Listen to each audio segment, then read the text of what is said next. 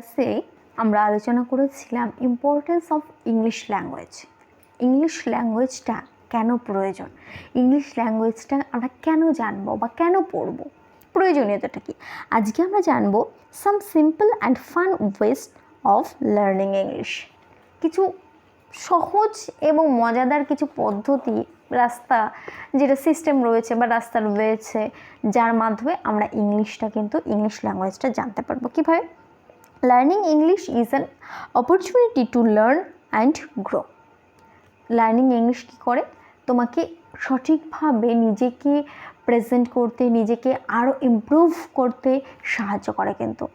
তো it is something to be proud of. অবশ্যই এটা একটা প্রাউড, গর্বের বিষয়। Here are a few enjoyable ways to learn English. First, listen to the English language. English ল্যাঙ্গুয়েজটাকে সঠিকভাবে শুনতে হবে। আমরা দেখবে আমরা প্রত্যেকেই হয়তো জানি, বা এটা আমাদের বিগত ক্লাসগুলোতে হয়তো আলোচনাও হয়েছে, যে আমি ভালো করে কখন বলতে পারবো, ভালো করে যখন শুনতে পারবো। আমি যদি সঠিকভাবে মনোযোগ সহকারে শুনি যে কোনো কিছু, তবেই কিন্তু আমি সঠিকভাবে বলতে পারবো। তাহলে আমি এই যে বাচ্চারা দেখতে পাবে, আমাদের যে ছোটো ছোটো বাচ্চারা কি প্রথমেই একদম মা বাবা আমি খেয়েছি, আমি ভাত খাবো না, এগুলো বলতে পারে? তারা কিন্তু দীর্ঘদিন শুনে শুনে কেমন আছো, কি করছে, এই যে কথা, আমরা একটা ছোটো ছোটো বাচ্চাদের সঙ্গে কথা বলে, তারা হয়তো কিছু বলতেই পারে না, জাস্ট কাঁদতেই জানে, বা কোনো কথা কেন কোনো ওয়ার্ডই উচ্চারণ করতে পারে না। তাদের সঙ্গেও কিন্তু আমরা অবিরতভাবে বাংলা বলে যাই, বাংলা কথা বলে যাই। ও এমনভাবে যে আমার কথা বলে যেন ও রেসপন্স করছে, কিন্তু অ্যাকচুয়ালি ও কিন্তু কিছু বলতেই পারে না। এটা কেন করা হয়? এই যে আমি কথাগুলো বলছি, ও শুনছে, এর পরিবর্তেই কিন্তু ও কথা যখন বলতে শিখবে, ও কিন্তু এই শুনে সেই কথাগুলোকে হ্যাবিট করছে। তাহলে কি, আমরা তো ইংলিশটা শুনি কম, আমাদের ইংলিশের কালচারটা নেই, তার জন্য কিন্তু আমরা ইংলিশটা বলতেও পারি না। তার জন্য ইংলিশটা আমাদের ভালো করে শুনতে হবে। তুমি ভালো করে ইংলিশ সং শোনো, বা মুভি দেখো, বিভিন্ন শোগুলো দেখো, বা অডিওগুলো হয় সেই অডিওগুলো শোনো, বা এই যে মোটিভেশনাল ভিডিওসগুলো দেখো। এই বিভিন্ন জিনিসের বিভিন্ন ইংলিশে যখন এগুলো শুনবে, দেখবে, তখন দেখবে অটোমেটিক তোমার মধ্যে ইংলিশের যে ওয়ার্ড স্টকটা সেটা বেড়েছে, বা ইংলিশের যে প্রোনাউন্সিয়েশনটা সঠিক হবে, এটা কিন্তু ধীরে ধীরে গ্রো করতে শুরু করবে। Next, find a friend to practice speaking in English. একটা বন্ধু বের করো খুঁজে। কি কেন? যে তার সঙ্গে যেন ইংলিশে কমিউনিকেটটা করতে পারো।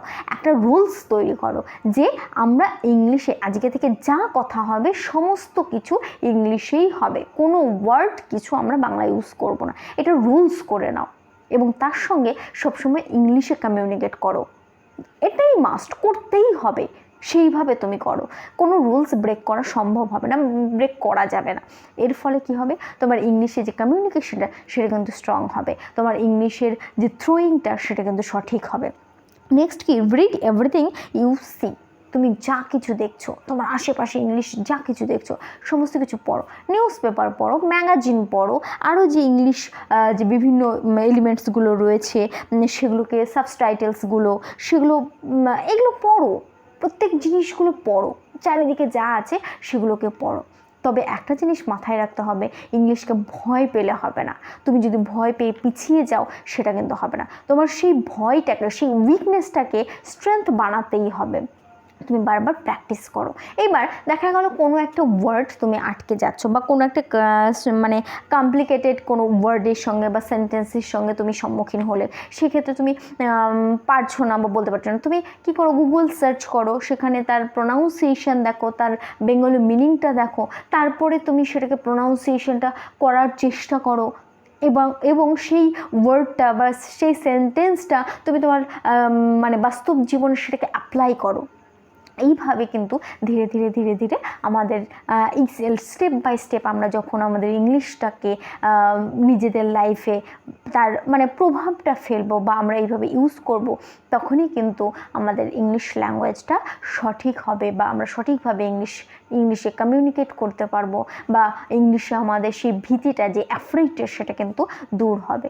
তার জন্য অবশ্যই কিন্তু আমাদের ইংলিশটা ভয় পেলে চলবে না, তাকে সেই ভয়টাকে, সেই উইকনেসটাকে অবশ্যই কিন্তু পজিটিভ একটা সাইড করতে হবে। সেই ভেবে আমাদের ইংলিশটাকে স্টেপ বাই স্টেপ তুমি ভেঙে সেটাকে কিন্তু আমাদের ওভারকাম করতে হবে, চেষ্টা করতে হবে।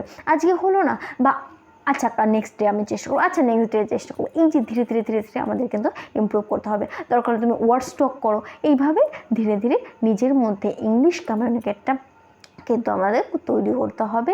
এবং তাহলেই দেখবে যখন ইংলিশে কমিউনিকেশনটা করতে পারবে, তখনই দেখবে লাইফের একটা নতুন অধ্যায় শুরু হবে, বা তোমার জব ক্যারিয়ারেও কিন্তু সেখানে একটা ইউনিক স্থান পাবে। তার জন্য ইংলিশ ল্যাঙ্গুয়েজটা কিন্তু আমাদের খুব গুরুত্বপূর্ণ একটা পার্ট। আমাদের লাইফ বলো, ক্যারিয়ার বলো, যে কোনো কিছুতে ইংলিশটা কিন্তু অবশ্যই জানতে হবে। তো আজকের ক্লাস আমাদের এইটুকুই। নেক্সট ক্লাসে অন্য কোনো টপিক নিয়ে আলোচনা হবে।